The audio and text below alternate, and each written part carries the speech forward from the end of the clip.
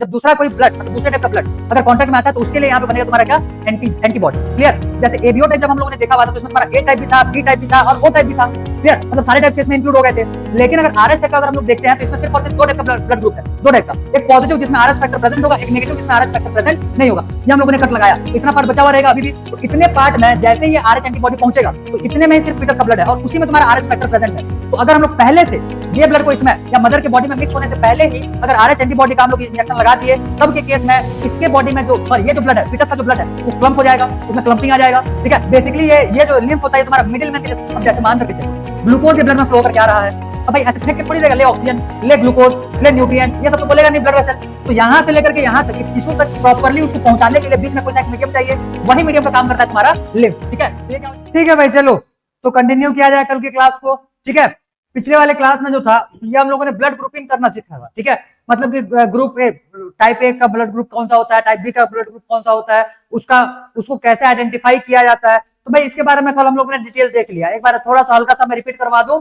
ए BO type का जो grouping हम लोगों ने देखा हुआ था इसमें तुम्हारे जो भी आरबीसी थे, आरबीसी के सरफेस में तुमको डिफरेंट टाइप्स के ग्लाइकोप्रोटीन्स जो है ये देखने के लिए मिलते हैं।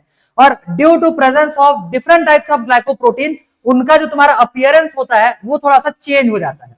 क्लियर? और उनके अपीयरेंस के बेसिस पे हम लोग ब्लड को क्या करते हैं, ग्रुपिंग करते हैं। ठीक है? ठीक है? क्लियर? एक पॉइंट उसमें बस दिखाना है तुमको, क्या बोलना चाहिए, जब दो डिफरेंट टाइप्स के ब्लड्स आपस में मिक्स होते हैं तब के केस में वहां पे तुम्हारा क्लम्पिंग क्लॉज होता है, कॉज होता है। ठीक है?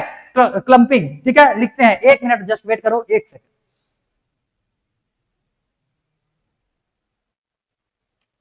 ठीक है? तो हाँ, एक लाइन उसी के नीचे में चिपका लो, फिर हम लोग अपना नया टाइप का ब्लड ग्रुपिंग देखेंगे। एक लाइन नोट करके लिख लेना,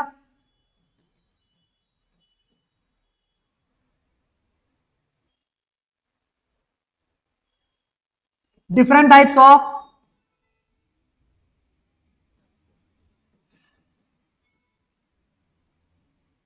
ऐसे लिखो, intermixing of different types of blood.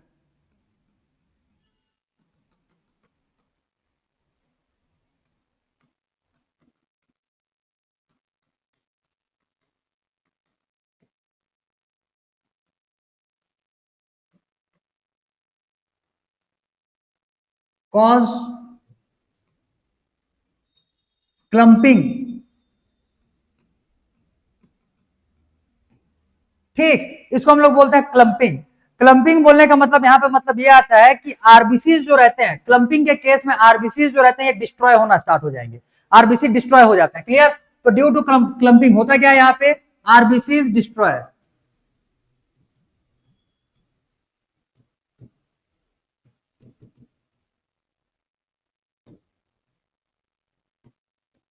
Clear? Clumping की वजह से होता क्या बोलोगे, तो यहाँ पे आरबीसी जो रहेगा तुम्हारा डिस्ट्रॉय होने वाला होता है, तो आरबीसी यहाँ पे डिस्ट्रॉय हो जाएंगे, सीधी सी बात। क्लियर है? समझ में आ गया रहेगा ये? तो इसको हम लोग बोलते हैं क्लम्पिंग। एक लाइन बस चिपका लो, फिर हम लोग चालू करेंगे यहाँ से आरएच ब्लड ग्रुपिंग। लिखो इसको, जल्दी लिखो, जल्दी जल्दी लिखो। एक सेकंड जस्ट वेट करना ना, क्या है वो नेटवर्क ऑफ नहीं हुआ है तो उधर से थोड़ा सा फ्लक्चुएशन हो रहा है, मे भी तुमको थोड़ा सा ब्लर दिख रहा हो अभी। क्लियर? एक सेकंड।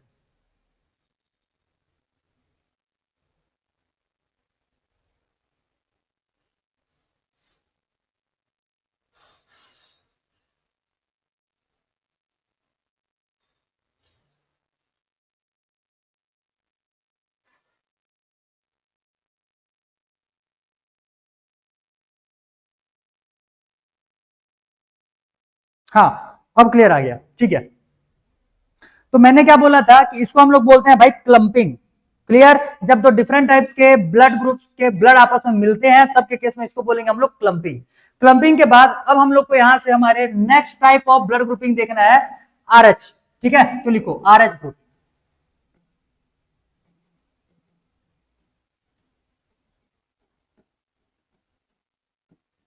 RH blood grouping. अब ध्यान देना, आरएच ब्लड ग्रुपिंग जो है ये बेसिकली है क्या बोलोगे, तो रिसस मंकी होता है। ठीक है? मंकी का एक टाइप होता है रिसस मंकी। ठीक है? तो इसमें लिखना फर्स्ट फाउंड इन या फर्स्ट ऑब्जर्व्ड इन,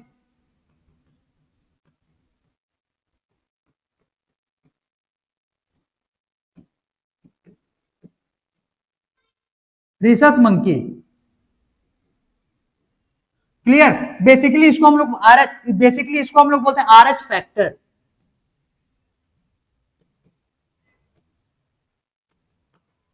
इसको क्या बोला जा रहा है? R H factor.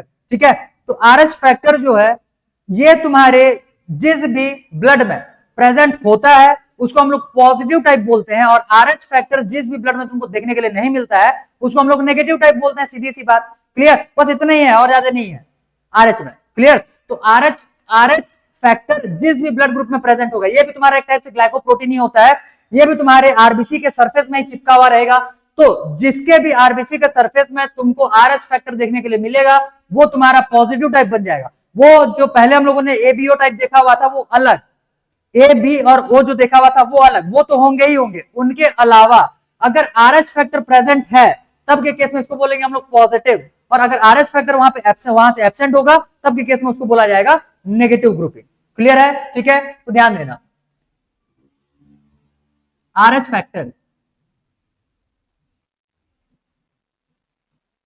अगर ये प्रेजेंट होगा, इफ प्रेजेंट, देन इसको हम लोग क्या बोलेंगे? Positive type. और अगर इफ एब्सेंट तो इसको हम लोग क्या बोलेंगे? Negative type. क्लियर? क्लियर। अब जैसे मान करके चलो कोई सा भी एक सिंबल ले लो, जैसे मैंने यहाँ पे एक बॉक्स ले लिया है ये रिप्रेजेंट करने के लिए किसको? आर एच फैक्टर को। अब जैसे मान लो मैंने यहाँ पे लिखा हुआ है, और कल जो हम लोगों ने डायग्राम बनाया था,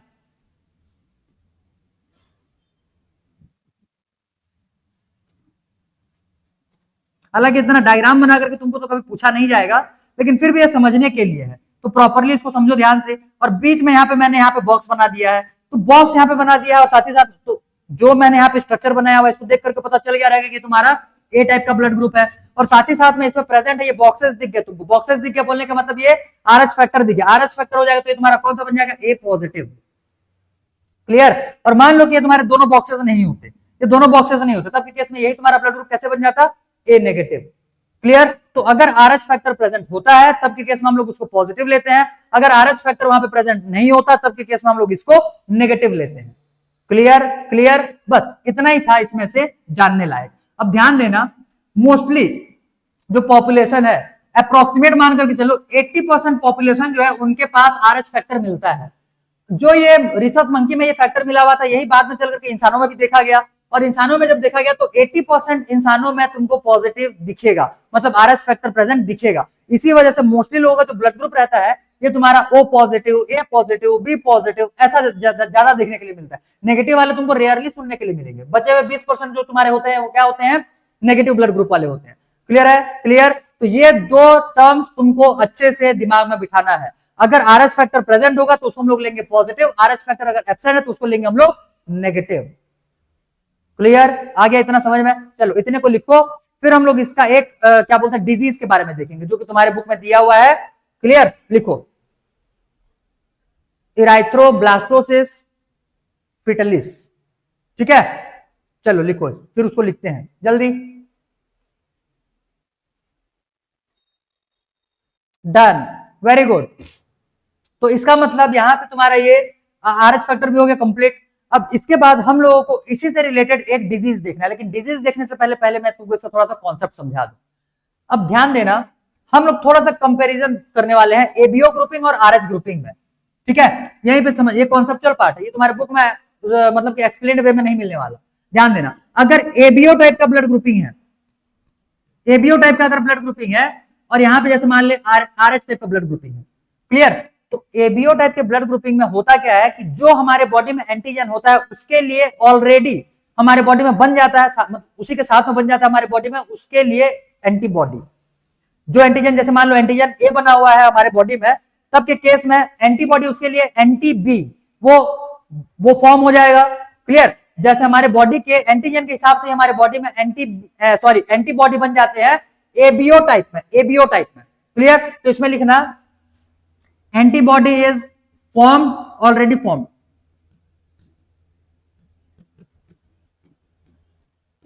ऐसे लिखो, antibodies already formed in the body ठीक है, in the body without contact with any other type of blood, without contact of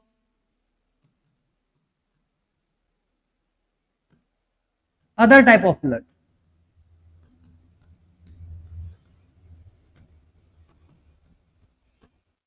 without contact of other type of blood दूसरे ब्लड के टाइप के कांटेक्ट में आए बिना ही हमारे बॉडी में एबीओ टाइप में होता क्या है, एंटीबॉडी बन जाता है रिस्पेक्टिव एंटीजेंस के लिए।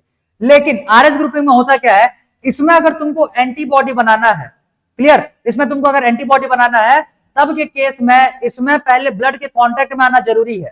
तो होता क्या है इसमें, antibody formed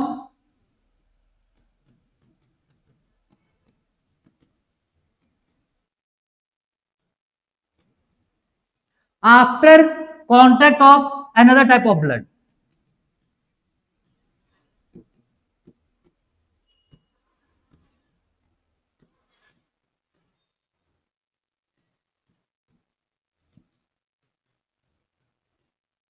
after contact of another type of blood, जब दूसरा कोई ब्लड मतलब दूसरे टाइप का ब्लड अगर कॉन्टैक्ट में आता है तो उसके लिए यहां पे बनेगा तुम्हारा क्या, एंटीबॉडी। क्लियर, जैसे एबीओ टाइप जब हम लोगों ने देखा हुआ था तो इसमें तुम्हारा ए टाइप भी था, बी टाइप भी था और ओ टाइप भी था।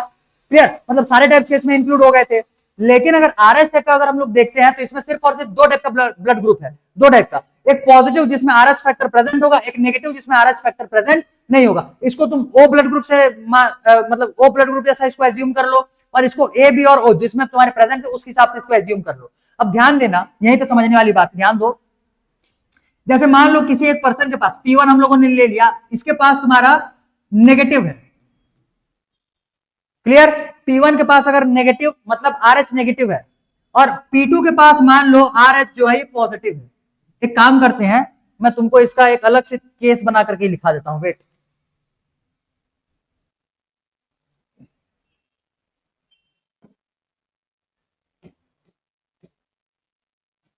देखो,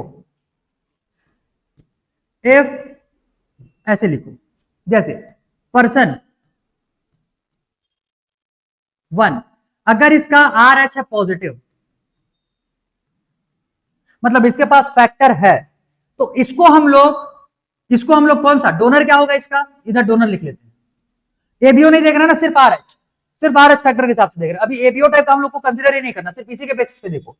तो अगर तुम्हारा पर्सन जो है ये आरएच पॉजिटिव है तो डोनर इसका क्या हो जाएगा, एक तो आरएच पॉजिटिव भी इसको डोनेट कर पाएगा और साथ ही साथ में आरएच नेगेटिव भी इसको डोनेट कर पाएगा। क्लियर, वही अगर पर्सन 1 अगर यहां पे RH नेगेटिव है तब के केस में इसको सिर्फ और सिर्फ RH नेगेटिव का ही ब्लड ग्रुप डोनेट किया जा सकता है। क्लियर, एक सेकंड, तब के केस में इसको सिर्फ और सिर्फ RH नेगेटिव वाला ही तुमको ब्लड ग्रुप इसको दे सकता है। जैसे अगर A नेगेटिव वाला अगर कोई आदमी होगा तो A नेगेटिव वाले को A नेगेटिव वाला ही ब्लड डोनेट कर पाएगा। क्लियर, A पॉजिटिव वाला डोनेट नहीं कर पाएगा। लेकिन हाँ, अगर तुम्हारा पहला पर्सन जो है वो तुम्हारा A पॉजिटिव का है तो ए पॉजिटिव भी उसको ब्लड डोनेट कर पाएगा, ए नेगेटिव भी उसको ब्लड डोनेट, क्योंकि ए नेगेटिव के पास कोई भी फैक्टर नहीं है। जब फैक्टर ही नहीं है मतलब उसके पास कोई उस टाइप का कोई एंटीजन ही नहीं है, तो बिना एंटीजन का ब्लड अगर इसको दिया जाएगा तो जाहिर सी बात है इसके लिए उसको कोई भी एंटीबॉडी का रिक्वायरमेंट नहीं होगा। और अगर उसको हम लोगों ने जैसे मान करके चलो पर्सन 1 अगर ये RH नेगेटिव है और अगर हम लोगों ने इसको डोनेट कर दिया, if RH positive person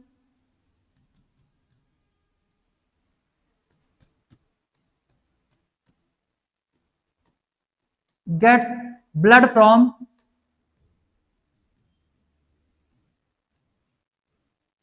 RH negative, अगर RH पॉजिटिव, अच्छा RH नेगेटिव पर्सन ना, ये RH negative person gets blood from RH positive. Clear, इस केस में होगा क्या समझो, मैंने यहां पे लिखवाया है कि एंटीबॉडी पहले से नहीं बनता है, एंटीबॉडी तब बनेगा जब दूसरे टाइप का ब्लड ग्रुप इसमें आए। तो ये दोनों केसेस तो सिंपल है, इसमें किसी भी टाइप का तुम्हारा एंटीबॉडी बनने का चांस ही नहीं है। एक तो ये पहले इसके पास RH है, पॉजिटिव है, तो RH पॉजिटिव आएगा तो भी एक्सेप्ट करेगा, RH नेगेटिव आएगा तो उसके पास कोई एंटीजन नहीं है तो उसको भी एक्सेप्ट कर लेगा, और पॉजिटिव आता है तो ये इसी के टाइप का क्या हो जाएगा, यहाँ से एंटीजन हो जाएगा। RH अगर नेगेटिव है तो RH नेगेटिव को RH नेगेटिव वाला तो डोनेट कर ही पाएगा, लेकिन अगर RH नेगेटिव वाले के लिए RH पॉजिटिव आता है तब के केस में आफ्टर ब्लड डोनेशन इस वाले ब्लड के लिए पर्सन 1 के बॉडी में एंटीबॉडी बनना चालू हो जाएगा। Then if RH negative person gets blood from RH positive, then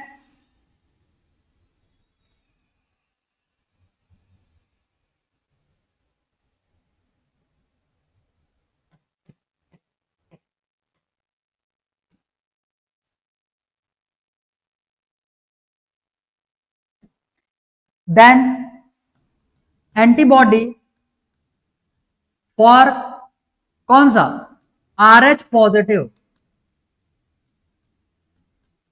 will formed in the body। ये समझ में आ गया होगा, क्लियर है। तो पहले से ही RH फैक्टर बनता, मतलब RH फैक्टर के लिए एंटीबॉडी पहले से नहीं बनता, जब उसको ब्लड डोनेट किया जाएगा या उसका ब्लड, जैसे नेगेटिव वाले का, बस इसमें एक ही केस आता है, बस नेगेटिव वाले का तुमको देखना है। नेगेटिव अगर है, RH नेगेटिव है, तो अगर उसको हम लोग पॉजिटिव दे रहे हैं तभी जाकर के उसके बॉडी में क्या बनेगा, ब्लड का, सॉरी उसके लिए या उसके अगेंस्ट में एंटीबॉडी फॉर्म होगा। क्लियर है इतना, ठीक है। चलो इतने कॉन्सेप्ट को पहले चिपकाओ जल्दी कॉपी में, फिर इसका हम लोग देखेंगे एक बीमारी जिसको कि बोल रहे हैं हम लोग इराइथ्रोब्लास्टोसिस फिटलिस। क्लियर क्लियर, उसी का हम लोग यूज करने वाले हैं, इसीलिए मैंने तुमको इसको डिटेल में बताया। आ गया होगा ये समझ में, जल्दी लिखो जल्दी।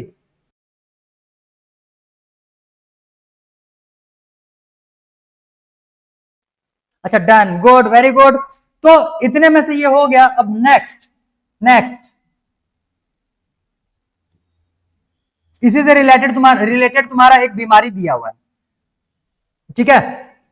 इसी से रिलेटेड एक बीमारी दिया हुआ है, तो उसी को साथ में चिपकाते हुए चलो, क्या हो जाएगा, इराइथ्रोब्लास्टोसिस फिटलिस।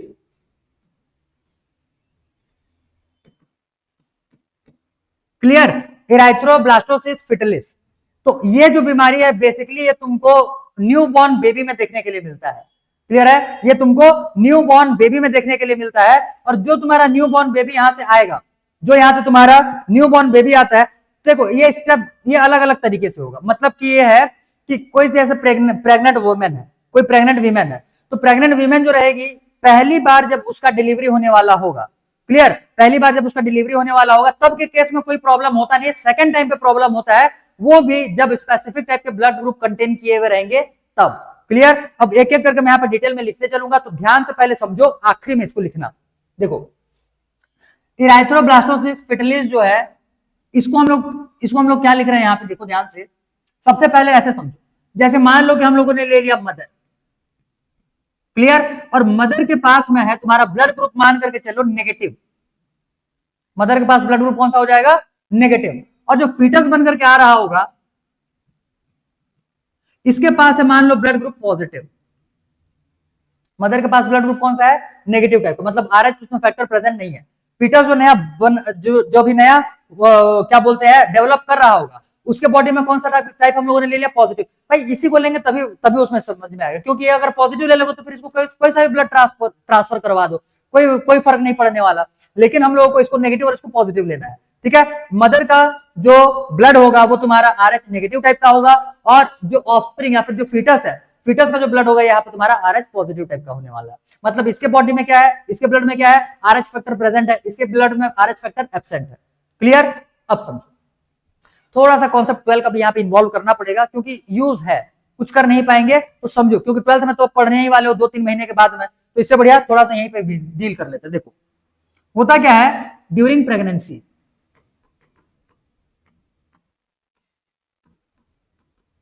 ठीक, मैं यहाँ पे ऊपर से बता रहा हूं, जिसको और ज्यादा डिटेल में देखने का इच्छा हो और डिटेल में जानने का इच्छा हो, यहाँ पे समझ में ना आए, तो 12th वालों का भी वीडियोस जो है वो यूट्यूब में अवेलेबल है, सीधा चले जाना 12th वालों सेक्शन में, वहां पे जाकर के देख लेना, ये सारा चीज तुमको वहां पे डिटेल में दिख जाएगा। बाकी उसको अभी तुमको करने का कोई रिक्वायरमेंट नहीं है, ठीक है, फिर भी अगर किसी को करने का इच्छा हो तो जाकर के वहां से कंटिन्यू इसको कर सकते हो। बाकी मैं यहां से तुमको ऊपर ऊपर से बताने वाला हूं, ठीक है, क्लियर, क्योंकि हमारा टॉपिक ये है main, during pregnancy to separate the blood of mother and foetus,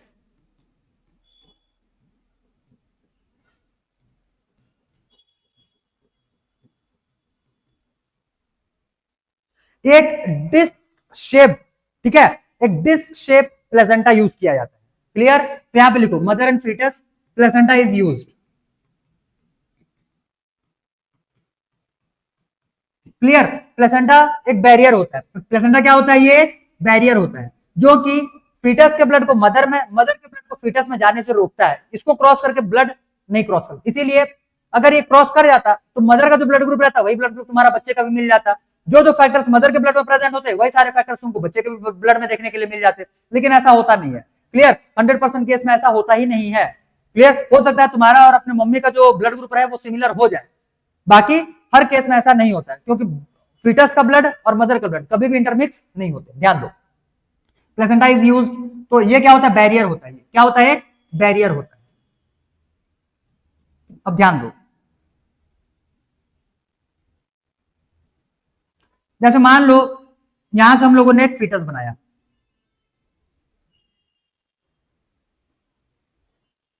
हाँ ऐसे ही लो, वो हाथ तक थोड़ी निकला हुआ रहता है शुरू के दिन से, ऐसे कीड़े टाइप के दिखते हैं जो भी, भाई मैं भी जब पहली बार क्या बोलते हैं, मतलब मदर वूम में रहा रहूंगा तब भी मैं भी वहां पे कीड़े जैसा अपीयर हुआ रहूंगा, धीरे धीरे करके मैं भी डेवलप किया हुआ रहूंगा, तब जाकर के पूरा बॉडी स्ट्रक्चर बनेगा, ज्यादा ताम झाम ना लगाओ, चुपचाप ऐसी बीन शेप बनाओ, क्लियर। यहाँ पे ये फिटस डेवलप होकर क्या रहा है, अब ध्यान दो, मैं यहाँ पे बनाता हूं इसका प्लेसेंटा,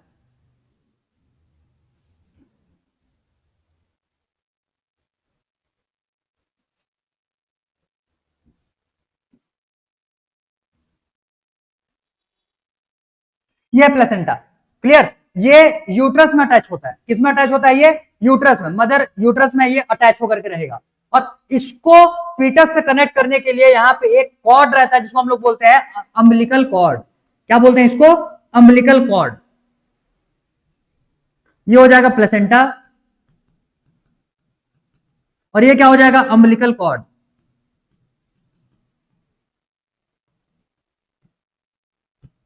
और ये तुम्हारा foetus,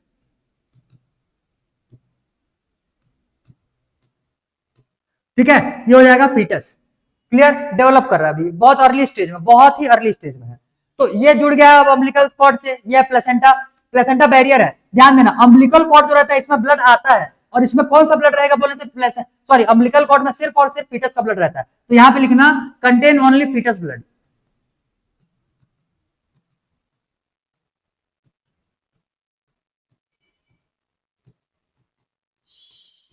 contains only fetus blood, तो ये फीटस ब्लड को कंटेन करने वाला होगा। अब ध्यान दो, ये है प्लेसेंटा। अब जैसे मान लो कोई सी फीमेल प्रेग्नेंट हुई, और केस कौन सा होने वाला रहेगा, मदर के पास में तुम्हारा नेगेटिव, और जो भी फीटस आ रहा होगा उसके पास तुम्हारा पॉजिटिव आरएच फैक्टर होने वाला होगा, क्लियर है इतना, ठीक है। अब ध्यान दो, ये हो गया फर्स्ट प्रेगनेंसी, लिखो during first pregnancy,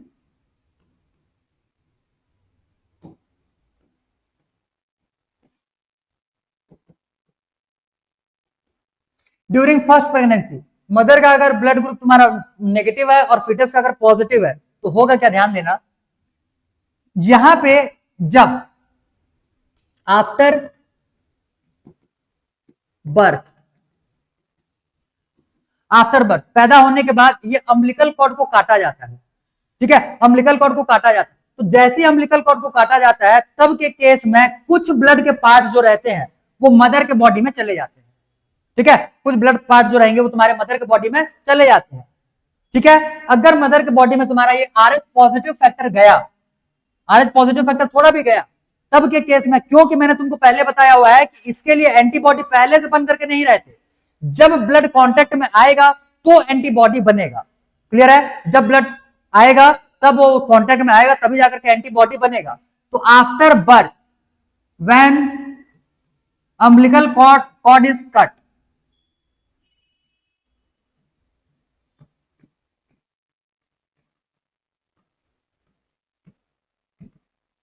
when umbilical cord cut down,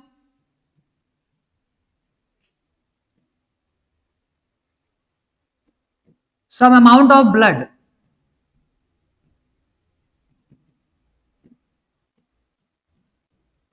get mixed with mother's blood.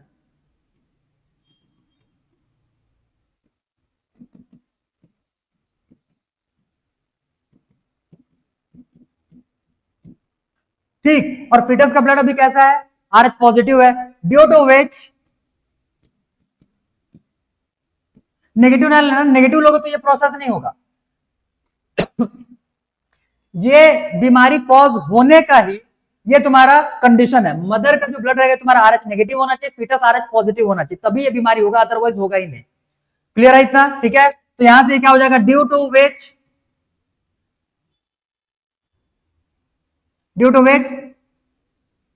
Antibody for RH factor develops in mother's body.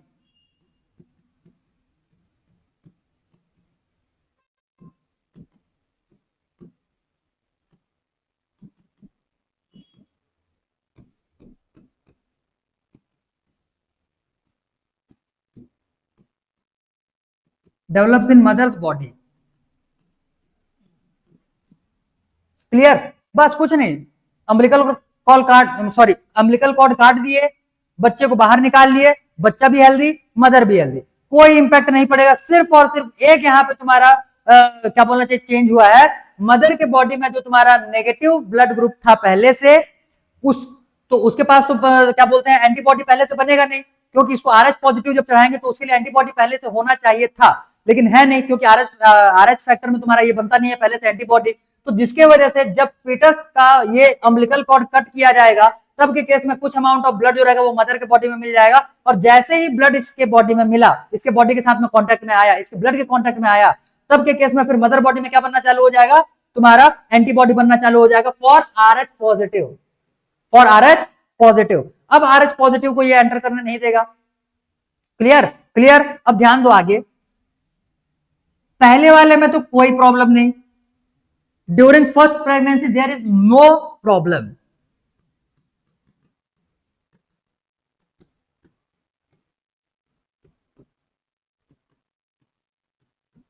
There will be no problem, लिखो there will be no problem.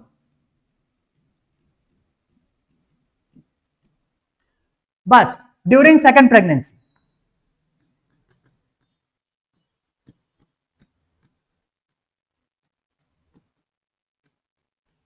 During second pregnancy, देखो जब second pregnancy आएगा, अब mother के body में RH antigen बन चुका है, मतलब एंटीबॉडी बन चुका है।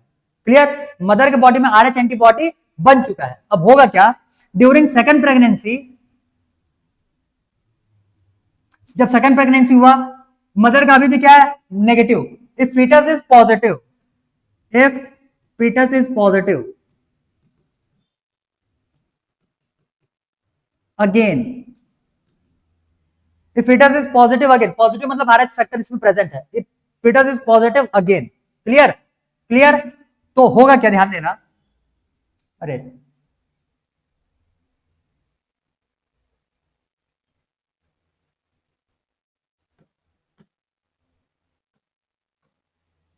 हाँ, अब ये फिटस जो है ये पॉजिटिव हो गया, तो अब जब फिटस पॉजिटिव अगेन हो जाएगा, तब के केस में होगा क्या, ये यहां से, ये ध्यान दो, एक और चीज, जो आरएच पॉजिटिव फैक्टर बन, सॉरी आरएच एंटीजन बनकर के आया हुआ है, आरएच एंटीजन का साइज बहुत छोटा होता है।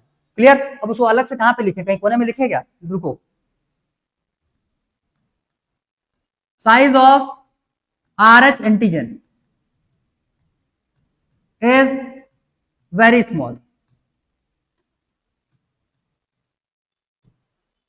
एंटीजन नहीं antibody.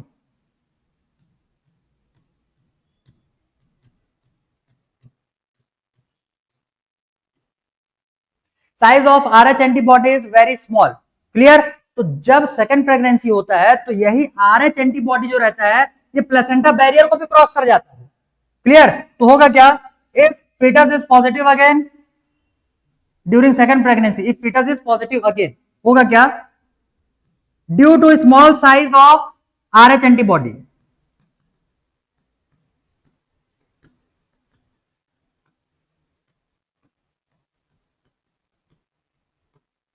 Due to small size of RH antibody ये होगा क्या, it cross the placental barrier.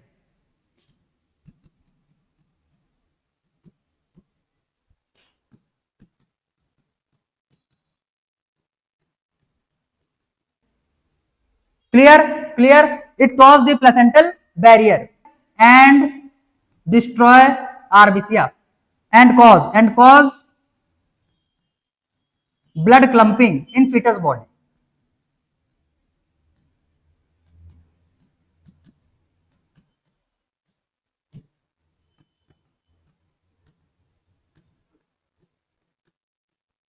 cause blood clumping in fetus body।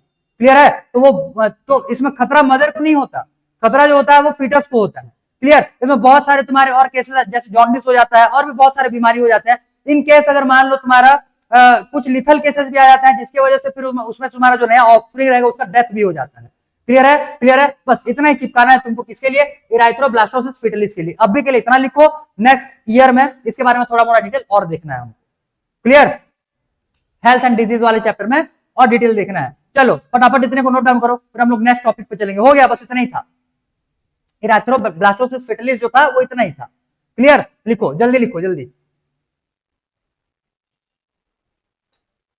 अच्छा हीमोलिटिक, हाँ हीमोलिटिक डिसीज इसी को बोला जाता है, हीमोलिटिक ऑफ न्यू बॉर्न, इसको बोलते हैं haemolytic disease of new born.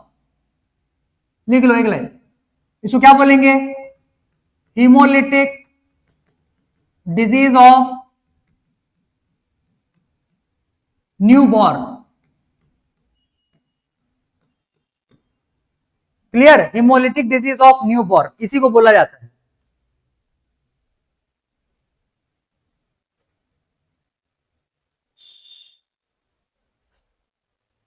Done, good, very good. चलो नेक्स्ट, अब एक चीज, एक काम करो, मैं इसका प्रिवेंशन का तुमको तरीका बता देता हूं, ठीक है। प्रिवेंशन का तरीका, तो प्रिवेंशन मेथड, ये ना हो उसके लिए prevention method.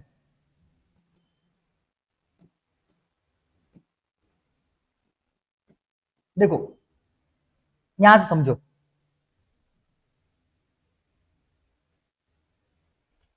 Umbilical cord cut कर दिए। अब फीटस के बॉडी में यहां पे प्रेजेंट है RH, भाई इसको भी मदर के बॉडी में मिलने में कुछ थोड़ा मोड़ा टाइम तो लगेगा ही लगेगा। तो जैसे ही अम्बिलिकल कॉर्ड कट किया जाता है, इसमें एक RH एंटीजन का इंजेक्शन ठोक दिया जाता है मदर को। जैसे ही ये अम्बिलिकल कॉर्ड कट किया जाएगा, फिर RH एंटीजन का, ठीक, एंटीबॉडी का, ये एंटीजन का लिखा रहा है, एंटीबॉडी का, RH एंटीबॉडी का एक इंजेक्शन ठोक दिया जाता है मदर को। क्लियर, अब मदर को जब हम लोग एक इंजेक्शन लगा देंगे, तब के केस में अब ये जो RH एंटीबॉडी है, ये अब मिक्स हो जाएगा किसके साथ में, फीटस के ब्लड के साथ। क्लियर, और फीटस के ब्लड के साथ जैसे ही ये मिक्स अप होता है, तो फीटस का जो भी पार्ट, जैसे मान लो यहां से हम लोगों ने इसको कट किया, यहां से ये हम लोगों ने कट लगाया, तो इतना पार्ट बचा हुआ रहेगा अभी भी। तो इतने पार्ट में जैसे ही ये RH एंटीबॉडी पहुंचेगा, तो इतने में ही सिर्फ फीटस का ब्लड है और उसी में तुम्हारा RH फैक्टर प्रेजेंट है। तो अगर हम लोग पहले से ये ब्लड को इसमें या मदर के बॉडी में मिक्स होने से पहले ही अगर RH एंटीबॉडी का हम लोग इंजेक्शन लगा दिए, तब के केस में इसके बॉडी में ये जो ब्लड है, फीटस का जो ब्लड है, वो क्लम्प हो जाएगा, उसमें क्लम्पिंग आ जाएगा। ठीक है, अगर इसमें क्लम्पिंग आ गया, तब के केस में इसका ब्लड का RBC खत्म हो गया, तो ये ब्लड कोई काम का नहीं है। अब ये ब्लड अगर एंटर कर भी जाएगा मदर के बॉडी में, क्योंकि इसमें RH फैक्टर ही नहीं है, RBC गायब, RBC खत्म, मतलब RH फैक्टर खत्म। तो RBC डिस्ट्रॉय होने के बाद अगर ये ब्लड मदर के बॉडी के कांटेक्ट में आता भी है, तब भी ये उसके बॉडी में ये RH एंटीबॉडी और बनाएगा नहीं।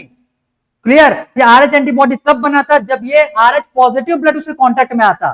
तो इस RH पॉजिटिव ब्लड के मदर बॉडी के कांटेक्ट में आने से पहले ही इमीडिएटली एक इंजेक्शन लगा दिया जाता है आफ्टर कटिंग अम्बिलिकल कॉर्ड। ठीक है, तो अम्बिलिकल कॉर्ड के बचे हुए पार्ट में जो तुम्हारा फीटस ब्लड पार्ट रहेगा, उसका RH फैक्टर को ये इंजेक्शन खत्म कर देगा। तो अगर उसका ब्लड फिर बाद में मदर बॉडी से मिक्सअप हुआ भी, तब के केस में उसमें RH फैक्टर नहीं रहने वाला, क्योंकि RBC खत्म कर दिया उसने, RBC डिस्ट्रॉय हो जाएगा। क्लियर, समझ में आया, बस इसी को चिपकाना है आगे। चलो, तो प्रिवेंशन मेथड क्या हो जाएगा? RH antibody injection is immediately used.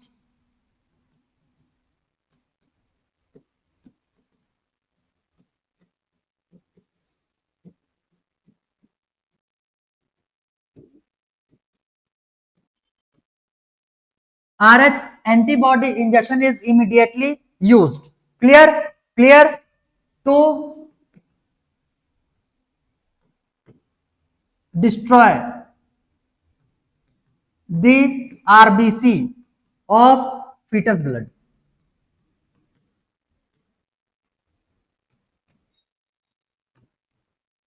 So after contact of bloods with after contact with mother blood, it not allows to develop RH to develop RH antibody. Clear? Fetus blood. So it not allow to form या develop RH antibody in mother's body.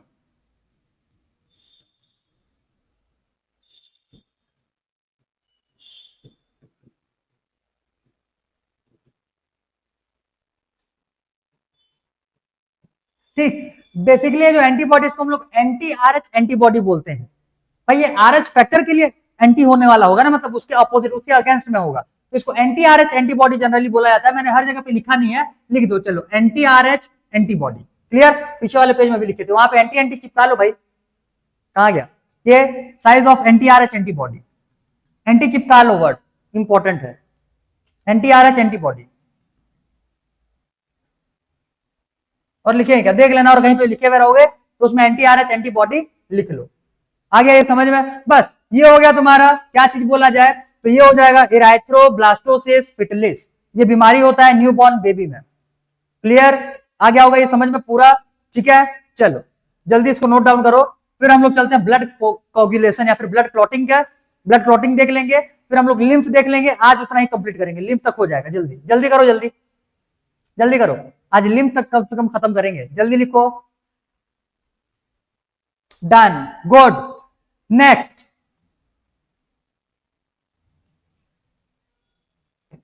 Next heading लगाओ, blood clotting या फिर blood coagulation.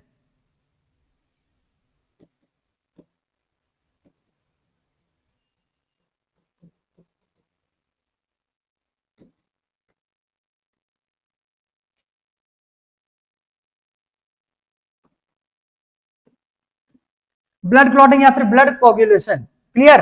तो ध्यान देना, ये एक तुम्हारा स्टेप बाय स्टेप प्रोसेस होता है। क्लियर?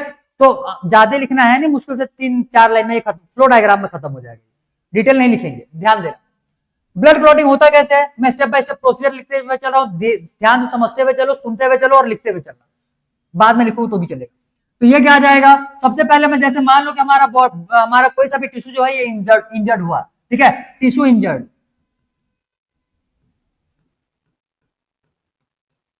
टिश्यू इंजर्ड हो गया।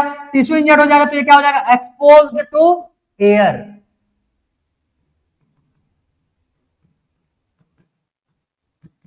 एयर, एयर के कांटेक्ट में आ गया। जैसे ही एयर के कांटेक्ट में आता है, जैसे ही एयर के कांटेक्ट में आता है, हमारे ब्लड में जो क्या बोलना चाहिए, ऐसे लिखो, थ्रोम्बोप्लास्टिन कल देखे थे ना, वही exposed to air, thromboplastin present inside the blood gets active.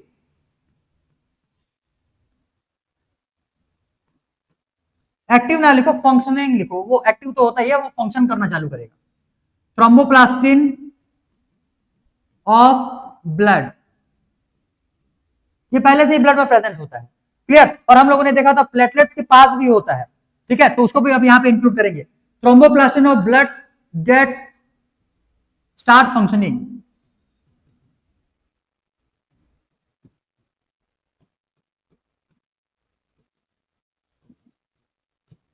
Get start functioning. अब थ्रोम्बोप्लास्टिन जो ब्लड है ये स्टार्ट हो जाएगा फंक्शनिंग का। यहां पे लिख लेना, विच अट्रैक्ट्स, किसको ये अट्रैक्ट करने वाला होगा, प्लेटलेट्स। प्लेटलेट्स, और प्लेटलेट्स के पास में और थ्रोम्बोप्लास्टिन होता है। तो पहले तो हमारे ब्लड में प्रेजेंट जितने भी थ्रोम्बोप्लास्टिन है वो प्लेटलेट्स को अट्रैक्ट करेंगे। प्लेटलेट्स आने के बाद उसके भी थ्रोम्बोप्लास्टिन यहाँ पे और क्या हो जाएगा, रिलीज होगा, ठीक है, which attract platelets to release more thromboplastin.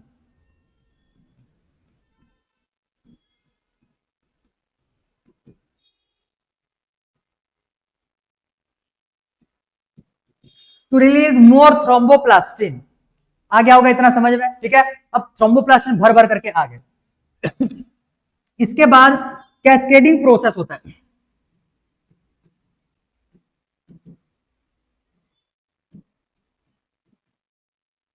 Cascading process book में ही लिखा हुआ। कैस्केडिंग प्रोसेस का मतलब होता है लिंक ऑफ रिएक्शन, ठीक है, link of number of reactions.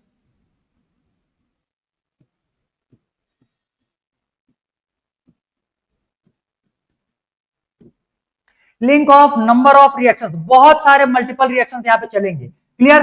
Link of multiple reactions, उसके बाद में जब मल्टीपल रिएक्शंस हो जाते हैं तो एक एंजाइम फॉर्म होकर के आता है जिसको हम लोग बोलते हैं थ्रोम्बोकाइनेज। ये थ्रोम्बोप्लास्टिन था, क्लियर। एक एंजाइम फॉर्म होकर के आ रहा है जिसको हम लोग बोलेंगे थ्रोम्बोकाइनेज।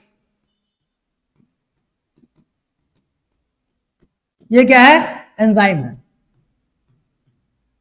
क्लियर। अब थ्रोम्बोकाइनेज का इंपॉर्टेंस यहाँ पे आ जाता है। मैंने जब तुमको लिखवाया था उसमें से सबसे पहले हम लोगों ने देखा था प्रोथ्रोम्बिन, क्लियर। तो ये थ्रोम्बोकाइनेज जो है बेसिकली इसका काम क्या, ध्यान देना, कन्वर्ट इनएक्टिव प्रोथ्रोम्बिन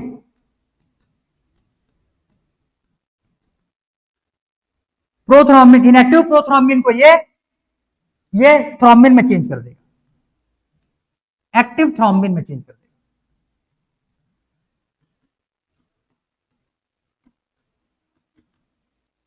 ये इनएक्टिव फॉर्म होता है, ये तुम्हारा एक्टिव फॉर्म होता है, क्लियर। अब ध्यान दो,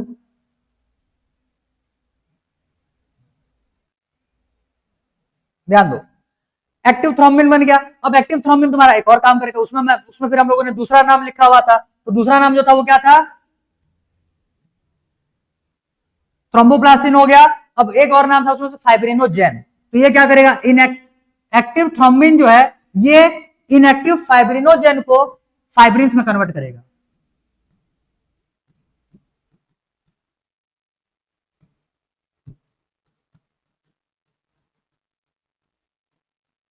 इसको किसमें ये कन्वर्ट कर देगा, एक्टिव फाइब्रिन्स में,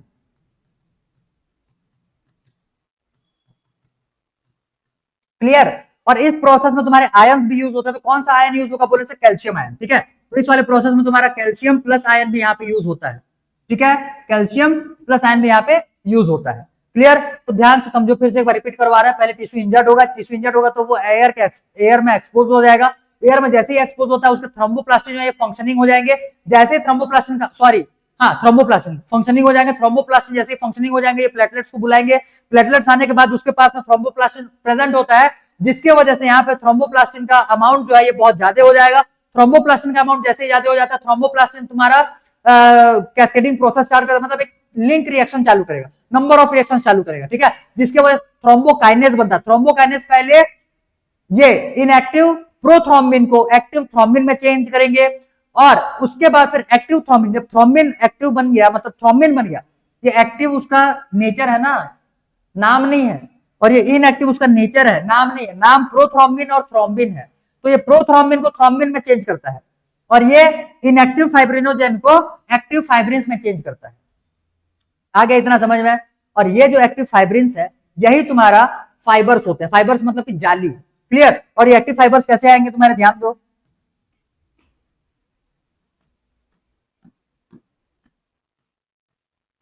ये बना लिया जाली। एक्टिव फाइबर्स क्या बना लिया यहाँ पे, जाली। और जैसे ही जाली ऊपर में बन जाएगा, अब ये करेगा क्या, जितने भी हमारे बॉडी के इनसाइड, सॉरी, ब्लड में प्रेजेंट तुम्हारे पार्टिकल्स है, आरबीसी हो गया, डब्ल्यूबीसी हो गया, इन सब को ये ट्रैप कर लेगा और बाहर नहीं आने। ऐसे एक लेयर बन गया ऊपर में, क्लियर, स्किन के पास में एक लेयर बन गया, किसका, ये फाइब्रिन्स का, मतलब फाइबर्स का, क्लियर। एक लेयर बन गया, वहां पे जाली बन जाएगा। तो अंदर से जो ब्लड पार्टिकल्स रहेंगे वो आ करके बीच में फंसना चालू हो जाएंगे और वो बाहर निकल ही नहीं पाएंगे। जिसके वजह से हम लोग इसको बोलते हैं ब्लड क्लॉटिंग। अब ब्लड बाहर ही नहीं आ रहा है। ध्यान देना, अगर चोट लग जाए तो कुछ टाइम के बाद भी येलो येलो हल्का सा पेल येलो कलर का वाटर, मतलब कि लिक्विड लिक्विड जो रहता है ये वो चोट से बाहर आते रहता है। ठीक है, थोड़ा सा ऑब्जर्व करके देखने की कोशिश करना। अगर तुमको चोट लगे दूसरे का तो देख ही नहीं पाओगे कि देख पाओगे। भाई फ्यूचर डॉक्टर बनने वाले हो, थोड़ा सा देख पाओ, ऐसा अपने आप को बनाओ। आ रहा समझ में? पता चला ऑपरेशन के लिए अंदर बुलाए हुए हैं, तुमको ही वहां से बोतल चढ़ाना पड़ गया है, बेहोश होकर के 4 बार गिर चुके हो। क्लियर? तो थोड़ा सा मतलब क्या बनो वैसा। ठीक है, तो फाइब्रिनोजन ये हो गया। अब वहां से जब ऑब्जर्व करोगे उसको तो बाद में भी थोड़ा सा हल्का हल्का येलो कलर का लिक्विड बाहर आते हुए मिलता है, तो वो तो प्लाज्मा होगा। प्लाज्मा को ये नहीं रोक पाता। क्लियर?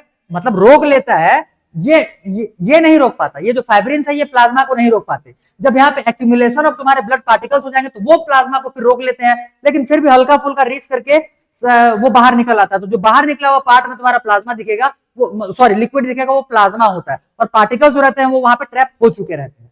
आ गया ये समझ में? ठीक है, और इसी प्रोसेस को हम लोग बोल रहे हैं ब्लड क्लॉटिंग या ब्लड कोआगुलेशन। क्लियर? क्लियर? छापो, बस इतना ही है। फ्लो डायग्राम बनाओ, रिपीट करना पड़ेगा तो फिर बताओ जल्दी, बाकी समझ में तो आ चुका रहेगा। बस नाम तुमको याद रखना है। कौन कौन से हो जाएंगे? सबसे पहले एयर में एक्सपोज, 3 नाम तो याद रखने हैं। एक तो थ्रोम्बोप्लास्टिन, इसके बारे में देख चुके हैं।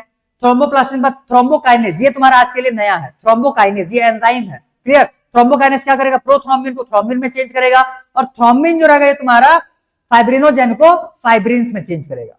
बस इतना ही प्रोसेस। क्लियर? क्लियर? छापो जल्दी। फिर इसके बाद हम लोग चालू करेंगे लिम्फ। आज लिम्फ खत्म कर देंगे, जल्दी करो जल्दी। Done, very good. चलो भाई ठीक है, अब आज के लिए तुम्हारा फाइनल टॉपिक हम लोग कवर करें यहां से, क्योंकि इसके बाद फिर तुम्हारा बॉडी का सॉरी सर्कुलेटरी सिस्टम देखना है। उसके बाद तुम्हारे ब्लड वेसल्स, हार्ट, ये सब डिटेल देखेंगे। तो वो आज तो हो नहीं पाएगा खैर, लेकिन वहां तक पहुंचने से पहले आज कम से कम मैं फ्लूइड पार्ट्स को कंप्लीट कर लेते हैं। ठीक है, नेक्स्ट हेडिंग लगाओ, लिम्फ।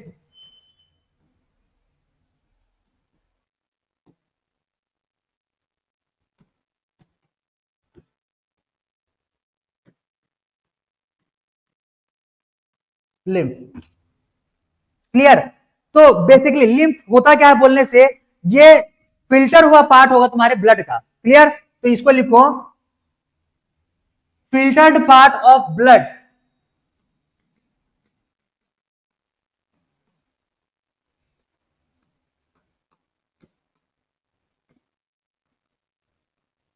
Of blood.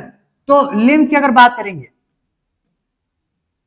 लिम्फ की अगर बात करेंगे तो लिम्फ में बेसिकली तुम्हारा प्रेजेंट क्या क्या होता है बोलने से, इसमें तो प्लाज्मा आ जाएगा, plus small particle, small nutrients या स्मॉल जो भी स्मॉल मॉलिक्यूल्स लिख लेना, small biomolecules. Plasma plus small biomolecules, small molecules लिखो सिर्फ, स्मॉल मॉलिक्यूल्स। ठीक, स्मॉल मॉलिक्यूल्स तुम्हारे किसी भी न्यूट्रिएंट्स के भी हो सकते हैं, कुछ के भी हो सकते हैं, वो सब उसमें चले जाएंगे। इसमें से तुम्हारा आरबीसी, डब्ल्यूबीसी, प्लेटलेट्स एब्सेंट होगा। सम अमाउंट में डब्ल्यूबीसी प्रेजेंट होता है। इसमें तुम्हारा लिम्फोसाइट आएगा। क्लियर? लिम्फोसाइट वहां पे लिम्फ में प्रेजेंट होता है, तो लिम्फोसाइट तो आएगा ही आएगा। ऐसे लिखना है यहाँ पे, absence of RBC, platelets and large molecules, ये इसमें तुमको प्रेजेंट होते हुए नहीं दिखेंगे। आ गया ये समझ में? ठीक है, अब इसके लिए हम लोगों ने एक क्या बोलना चाहिए, पिछले वाले फ्लो डायग्राम में मैंने तुमको बताया था, एल्बुमिन प्रोटीन जो रहता है तुम्हारा ऑस्मोटिक प्रेशर को बैलेंस करने का काम करता है। तो वो जो एल्बुमिन है उसको उसके बारे में देखो। तो large molecules like albumin,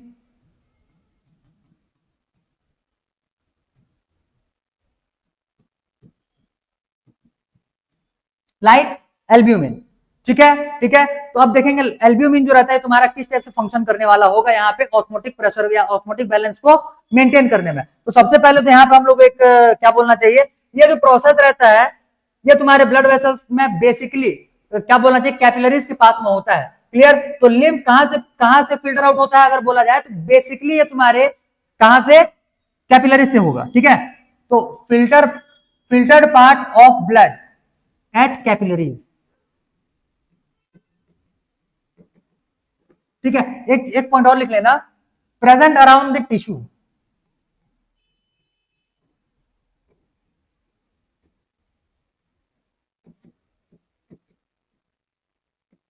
present around the tissue. ठीक है, अब यहां पे देखो ध्यान से कि ये जो तुम्हारा कैपिलरी होता है, ठीक है, ये होगा कैसे।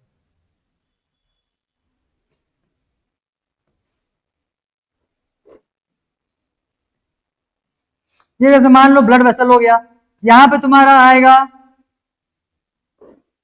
कैपिलरी, ये कैपिलरी हो गया, ये ब्लड कैपिलरी हो गया। यहां से फिल्टर आउट होकर के, फिल्टर होकर के क्या आ जाएंगे बाहर की साइड में, फिल्टर हो गया ये, ठीक है, फिल्टर आउट हुआ है यहां से लिम्फ, यहां पे तुम्हारा प्रेजेंट होगा टिश्यू, ठीक है, यहां पे प्रेजेंट होगा ये टिश्यू। क्लियर, लिम्फ इसको सराउंड किया हुआ है पूरा, वेट,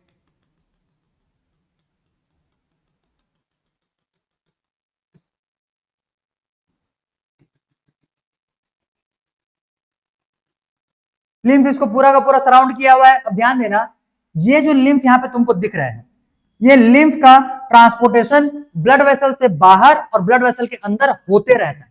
क्लियर, ब्लड वेसल से बाहर और ब्लड वेसल के अंदर कंटिन्यूअस वे में होते रहता है। जैसे मान करके चलो 5 लीटर का ब्लड यहां से आया, 5 लीटर का ब्लड यहां से आया, ठीक है, और फिल्टर आउट होकर के यहां से इसने बाहर निकाल दिया, मान करके चलो 2 लीटर का ब्लड, मतलब 2 लीटर लिक्विड जो है फिल्टर आउट होकर बाहर निकल गया, तो ये ब्लड तो भाई यहाँ पे 5 लीटर, सॉरी 3 लीटर बचेगा ना, तो ब्लड का तो कमी हो गया फिर, तो वो फिर हमारे लिए प्रॉब्लम क्रिएट कर देगा। तो इसके लिए होता क्या है, 5 लीटर का ब्लड 5 लीटर बना रहे, इसके लिए होता क्या है, ये जो लिम्फ होता है, लिम्फ का अलग अलग तुम्हारा लिम्फेटिक सिस्टम बनेगा पूरा। तो लिम्फेटिक सिस्टम में यहाँ पे तुम्हारे लिम्फेटिक नोड्स आएंगे, लिम्फेटिक वेसल्स आएंगे। तो लिम्फेटिक वेसल्स बस मैं एक बना रहा हूं, ध्यान देना, सिर्फ एक बना रहा हूं यहाँ पे।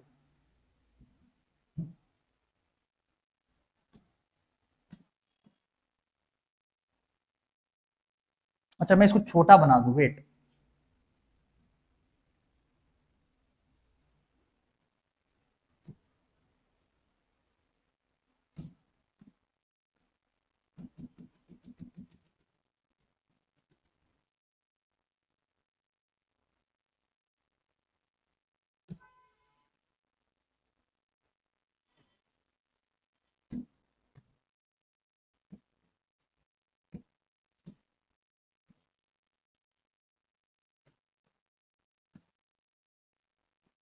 यहां से फिल्टर आउट होकर के आया हुआ है लिम्फ। क्लियर, अब ये मान लो वेसल से, लिम्फेटिक वेसल,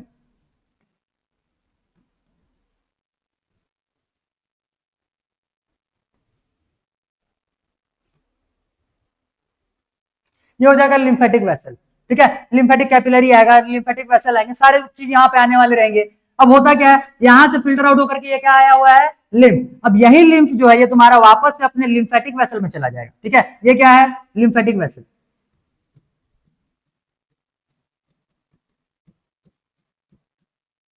क्लियर, और लिम्फेटिक वेसल के थ्रू होते हुए ये वापस से ये कहां जाएगा, तुम्हारे ब्लड में। क्लियर, वापस से तुम्हारा किसमें मिल जाएगा, ब्लड में। तो ये प्रोसेस जो है ये सर्कुलर फॉर्म में कंटिन्यूअस होते रहता है। तो ब्लड से तुम्हारा फिल्टर आउट होकर के लिम्फ निकलेगा, लिम्फ जो रहता है ये वापस लिम्फेटिक वेसल के थ्रू किसमें मिल जाता है, हाँ इसको एक याद रखे रहना, ये तुम्हारा वेन में मिलता है ना, वेन में, ये वेन है, ये आर्टरी है। अच्छा ये कलर चेंज हो गया, कलर पे ध्यान ना दो। क्लियर, और ये तुम्हारा सिस्टेमिक वेन, और ये systemic artery.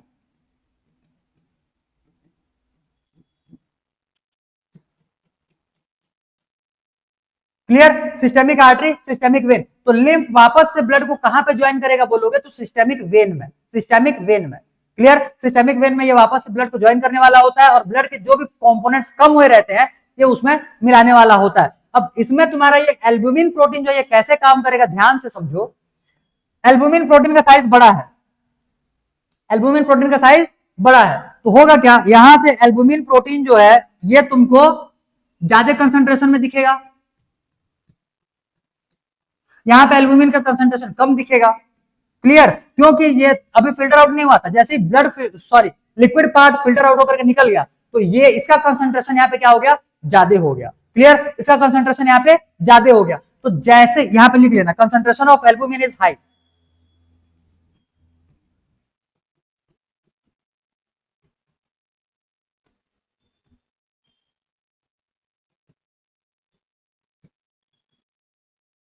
Albumin is high. तो जाहिर सी बात है अंदर में तुम्हारा वाटर कम अमाउंट में प्रेजेंट होगा, बाहर में वाटर ज्यादा अमाउंट में प्रेजेंट होगा। तो अगर बाहर में वाटर ज्यादा अमाउंट में प्रेजेंट है, ये भाई वो वाटर ही है ना, ये मैक्सिमम पार्ट तो उसका वाटर ही रहेगा ना, क्लियर। तो बाहर का वाटर कंसंट्रेशन ज्यादा, अंदर का वाटर कंसंट्रेशन कम, तो इसके वजह से फिर यहां से ऑस्मोसिस करवाता है। ये क्या करवाता है, ये ऑस्मोसिस। और ऑस्मोसिस के थ्रू यहां से कुछ लिक्विड पार्ट जो रहेंगे ये भी एंटर करेंगे। तो यहां से क्या होगा, ऑस्मोसिस, क्लियर।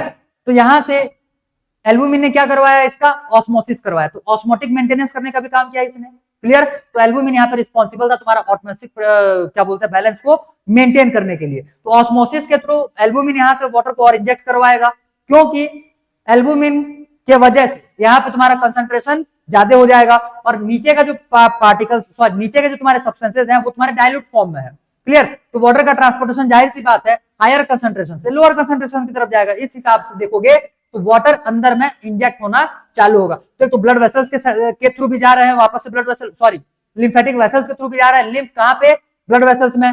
दूसरा ऑस्मोसिस के थ्रू भी लिम्फ जो है ये तुम्हारे वापस से किसमें मिल रहा है, ब्लड में मिल रहे हैं, क्लियर क्लियर। तो इसमें जो तुम्हारे ब्लड का अमाउंट रहता है वो मेंटेन रहता है।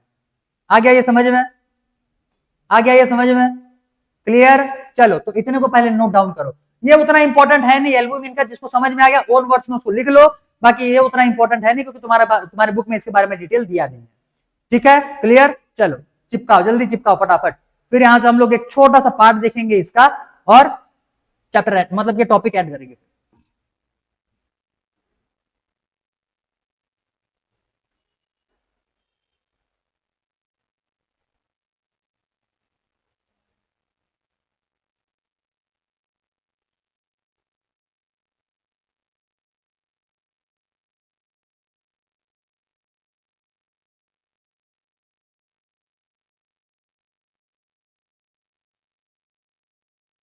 Done, very good.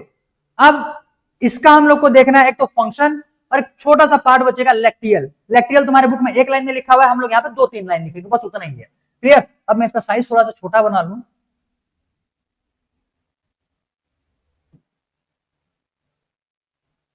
लिखो functions of lymph.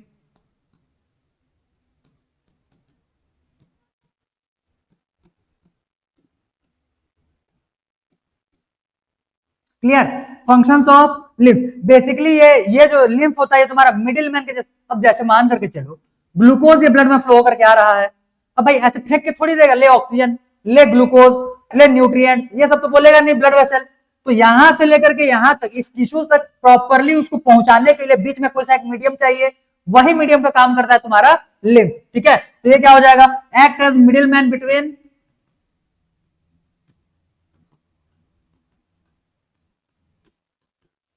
blood and tissue,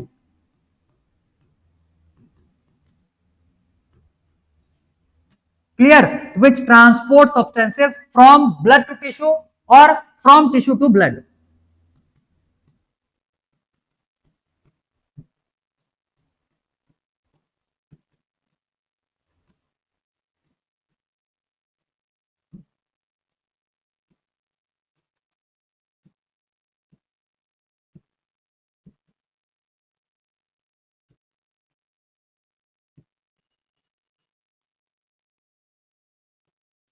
blood to tissue और टिश्यू टू ब्लड, ये ट्रांसपोर्टेशन का काम करेगा, बस यही इसका इंपॉर्टेंस था। नेक्स्ट एक टॉपिक तुम्हारा बचा हुआ है लैक्टियल, ठीक है, यहां पे नहीं आएगा, एक डायग्राम भी बनाना है उसके लिए छोटा सा, क्लियर। छापो इतने को, नेक्स्ट पेज में जाएंगे जल्दी। लैक्टियल ज्यादा नहीं है, छोटा सा ही लाइन है। बेसिकली वो हमारे बॉडी में होता क्या है कि जो फैट रहता है वो तुम्हारा लिपिड का बना हुआ है, और स्मॉल इंटेस्टाइन, स्मॉल इंटेस्ट ये डाइजेशन वाले चैप्टर में इसका डिटेल था, लेकिन डाइजेशन का चैप्टर तुम्हारा डिलीटेड है, तो करोगे क्या उसको और जान करके। बेसिकली हमारा जो स्मॉल टेंथ के थोड़ा सा याद करने की कोशिश करो, हमारा जो स्मॉल इंटेस्टाइन रहता है ये तुम्हारे सारे के सारे क्या बोला जाए, सिंपल पार्टिकल्स को एब्जॉर्ब करता है एक्सेप्ट फैट, क्योंकि फैट जो रहता है ये वाटर सॉल्युबल नहीं होता है, और वाटर सॉल्युबल चीजों को ही हमारा एल्वियोलाई स्मॉल इंटेस्टाइन का एब्जॉर्ब करेगा। तो जाहिर सी बात है जो फैट वहां पे बंद करके आ रहे होंगे उनको भी एब्जॉर्ब करने का रिक्वायरमेंट होगा। तो फैट को एब्जॉर्ब करने का जो काम रहता है वो तुम्हारा लिम्फेटिक कैपिलरी का होता है, जिसको कि हम लोग बोलते हैं वहां पे लैक्टियल। क्लियर, क्या बोला जाएगा उसको, लैक्टियल। लैक्टियल क्या होता है, एक लिम्फेटिक कैपिलरी होता है। जैसे हम लोगों का ब्लड कैपिलरी रहता है वैसे ही तुम्हारा लिम्फेटिक कैपिलरी हो जाएगा। ध्यान देना, ब्लड कैपिलरी दोनों ही तरफ से एंड होते हैं। क्लियर, लिम्फेटिक कैपिलरी का एक ही एंड होता है, दूसरे तरफ से वो क्लोज्ड होगा। क्लियर, चलो अच्छा, done done, good, very good. Next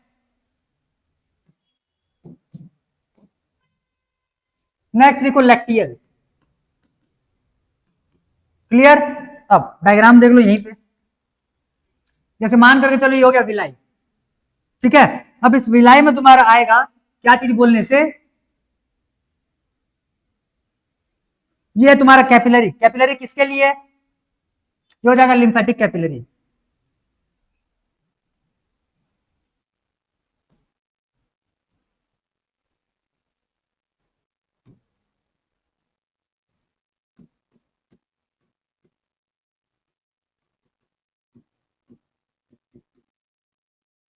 ये हो जाएगा lymphatic capillary.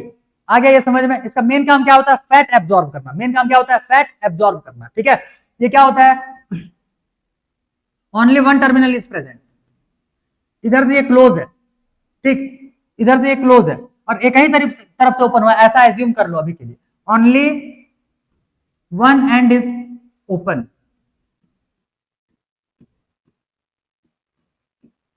Clear, lacteal. Lacteal क्या हो जाएगा, ये तुम्हारा हो जाएगा lymphatic capillaries.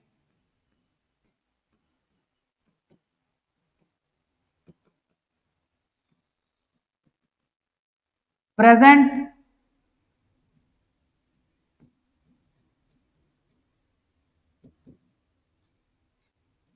at the small intestine,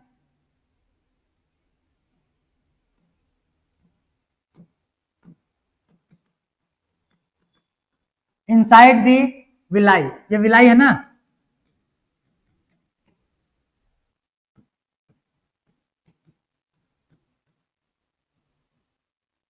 inside the villi.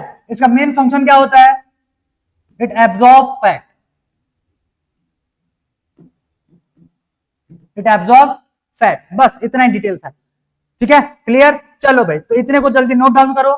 फिर इतने में से तुम्हारा लिम्फ तक के सारे टॉपिक्स हो गए कंप्लीट। अब कल हम लोग इसका आगे का टॉपिक देखेंगे, और कल हम लोग अब अपने हार्ट पे, ब्लड वेसल्स पे, सर्कुलेटरी सिस्टम पे, अब इस पे डील करेंगे। क्लियर, इनके बारे में भी डिटेल हम लोगों ने क्लास 10 में देखा हुआ था। अब उसके भी आधे कंटेंट तुम्हारे पढ़ चुके हो, बच्चे कुछ आधे पार्ट हम लोग को देखना है फिर, ठीक है। चलो चलो चलो, लिखो जल्दी लिखो तो इसको।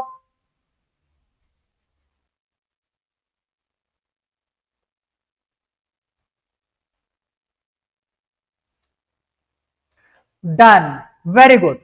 तो इतने में से तुम्हारे लिम्फ तक के सारे टॉपिक्स हो गए कंप्लीट। लिम्फ तक का हो सका तो बुक रीडिंग मार लो। क्लियर, और हम लोग अब कल वाले क्लास में स्टार्ट करने वाले रहेंगे क्या चीज, सर्कुलेशन, पूरा ब्लड का, ठीक है, पूरा सिस्टम देखेंगे अब। क्लियर, चलो भाई ठीक है, तो आज के लिए इतना ही था। अब नेक्स्ट क्लास कंटिन्यू करेंगे